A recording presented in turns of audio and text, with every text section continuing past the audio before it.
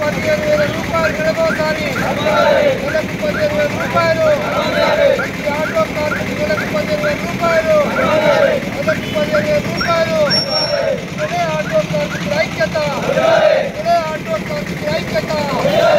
జిందాబాద్ జిందాబాద్ జిందాబాద్ జిందాబాద్ జిందాబాద్. Auto కార్మికుల ఐక్యత, auto కార్మికుల ఐక్యత.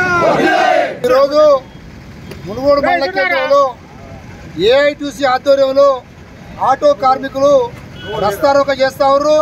ఈ రస్తారోక చేయడానికి కారణం అంటే ప్రభుత్వం మహాలక్ష్మి పథకం పెట్టిన తర్వాత లేడీస్ మొత్తం బస్సులు ఎక్కడం జరుగుతూ ఉంది.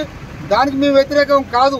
అయినా కానీ కార్మికులు బండ్లు కొనుక్కొని నెలకు ఈఎంఐ కడుతూ అలా జీవనోపాధి కోల్పోతా ఉన్నారు. అందుకనే ప్రభుత్వం తక్షణ స్పందించి ప్రతి ఆటో కార్మికుడికి నెలసరి 15,000 వేయాలని ఏఐటీసీ పక్షాన డిమాండ్ చేస్తా ఉన్నాం.